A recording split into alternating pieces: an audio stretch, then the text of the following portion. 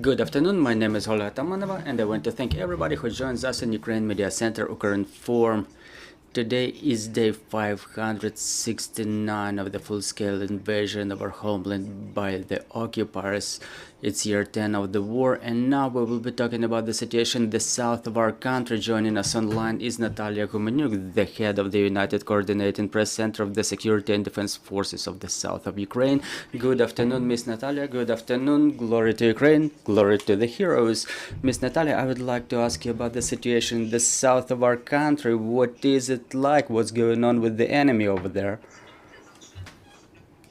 The situation remains quite tense, regardless of the fact that there were no intense attacks by the enemy on the southern regions of Ukraine. Still, there was an intense night work aimed at countermeasures against the enemy UAVs, and the air defense forces of the South Group down 2 enemy UAVs in Vinnytsia and Kherson regions. The enemy continues terrorizing the civil population in the west bank of Kherson region. This is reflected in the daily reports where we document the targeting of civil infrastructure, residential buildings, and even today when they were trying to target Bereslavshchina with guided aviation bombs, they've demonstrated their inconsistency and dropped one of the bombs over occupied Novokakhovka, thus damaging one of the apartment blocks,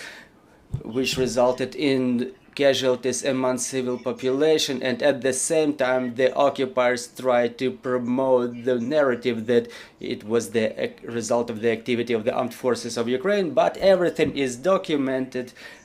And we remember that it's not the first time that they dropped the bombs over their territories, where, for example, one fighter jet was so unloaded over Belgrade. Ms. Natalia said that the enemy is reinforcing their troops in the south. Is it a rotation or is it a reinforcement coming? Well, they have rotations on a periodic basis. They try to maneuver their troops depending on the development of the operative situation. They suffer a lot in the areas where our forces are advancing in the southwestern part of Ukraine, and our counter-battery work resulted is in -3 ships, -3 cannons, +1 Tor MLRS and 36 personnel. And even on a distance, the enemy suffers a lot, which results in the need to pull up more reserves. They established a military hub in the so-called military base Crimea, but the logistics there is quite complicated. It's not in compliance with the requirements of the current conditions, and the situation is developing way quicker than they expect. Thus, they continue terrorizing the civil population in the south and east of Ukraine. They create the territorial defense forces formed of the males, of the local males, but in fact they pick the mobilization resource to replenish their stuff. Ms. Natalia, we know that in the temporarily occupied territories, so-called elections have taken place, or whatever they call it. How did it impact our people over there? Do we have any information about what's going on in the occupied territories? They continue the police pressure. They try to search for the people with the pro-Ukrainian stance. Unfortunately, they apply torches. The torture chambers are in full operation over there in the same type that were identified in the West Bank. And now they try to analyze the activity of the population during the elections and try to identify those who consciously ignore the election process. And those territorial defense forces that they're trying to put together, they have the same type of list of the people who may be related to guerrilla movement or resistance movement. In all the editorials, in the headlines, there is Crimea and the Black Sea. It's related to the brilliant operations of Ukrainian special forces aimed at the destruction of air defense systems and Russian ships. To what extent these results will influence on more explosions over there? Well, destruction of enemy material is one of the components of counter-offensive that everybody wants to see being deployed. So here are the results. The destruction of enemy material will definitely assist to better results of the battle operations by our troops. But let's not underestimate the enemy. They have a very well deployed air defense system in the peninsula. They are still capable of maneuvers, however, the destruction of their material significantly impacted their capabilities in terms of air defense, but destruction of such things as the submarine or a marine ship, along with the air defense system. Miss Natalia, we're not hearing you. The sound is unfortunately off.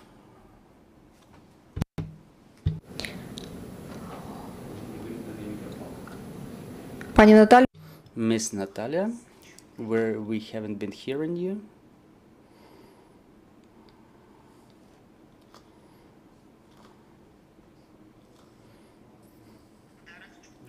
How about now? Yes, now we're hearing you. We've stopped at the air defense system in our peninsula.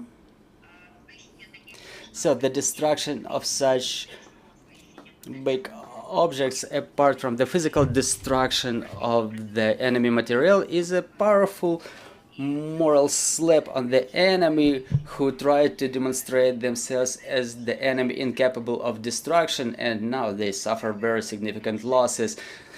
So now our defense forces demonstrated, so to say, established their presence in the Crimean Peninsula, and it's a very intense signal for the enemy that we will be able to achieve what we're aiming at. Ms. Natalia, regarding the situation in the Black Sea, what's going on there? What's going on with the civil vessels and the missile carriers? The situation in the Black Sea remains quite stable. However, today we observe quite an untypical deployment of group of ships. There are about 20 vessels and caters, including battleships and support ships, plus the ships of the bodyguard service, which we think is the attempt of the enemy to go out of the ports because they are afraid of being damaged in the closed space. One of those ships is the missile carrier, the Cyclone, that they presented as the novelty, but it did not pass the official tests, and there are no summary of its battle capabilities. However, we cannot exclude the possibility that it may work as a missile carrier because it may be capable of carrying 8 caliber missiles, and given the situation for the time being, we can assume that they can use the untested ship during the battle operations. So let's not neglect it, but not resort to panic at the same time. Thank you very much. We have questions on the floor. Good afternoon, Yulia Gadina, Ukrinform. Miss Natalia, how actively do the occupiers use the carriage bridge after its partial damage? And is it safe to say that there is an intense supply of Russian troops using the railway? Well, the railway connection is not suspended. However, saying it's intensive would be a little bit of a sinful. They use it very cautiously because the capabilities of the bridge as a technical structure are sufficiently damaged. It cannot be used to the full extent in this sense, and this is why they suspend its operation on a periodic basis. They keep opening and closing it. They undertake certain repairs, but again, there is no full-fledged motorway connection. Very intense control measures are in place before any automobile enters the bridge. We've lost the sound again.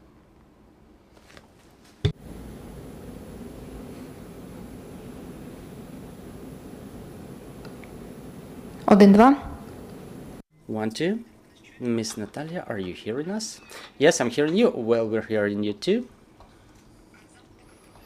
So the screening measures imposed by the occupiers as an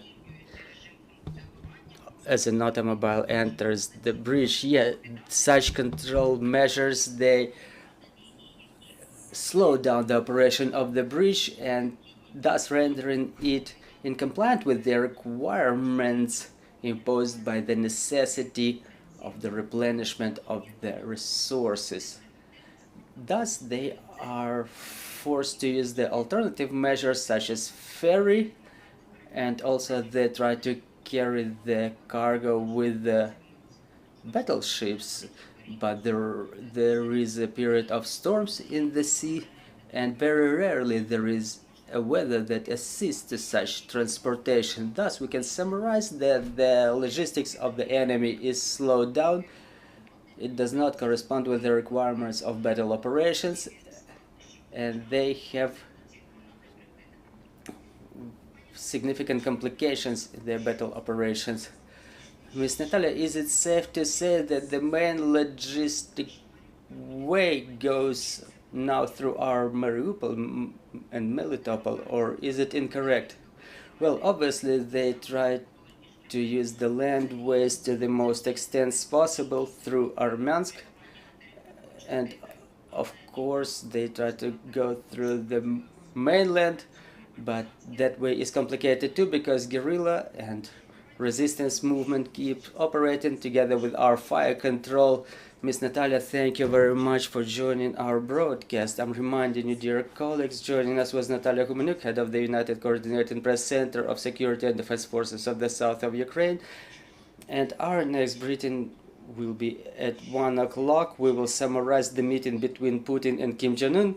We will discuss what it means for us, and joining us in this discussion will be Natalia Plaksienko-Butyrska, expert on East Asia, Master of International Relations.